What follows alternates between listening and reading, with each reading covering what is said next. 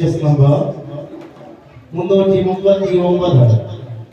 ഇത് കഴിഞ്ഞാൽ സീനിയർ വിഭാഗത്തിന്റെ മലയാള പ്രസംഗം 313, 331. വേദിയിലെത്തുന്നു ചെസ് നമ്പർ 339.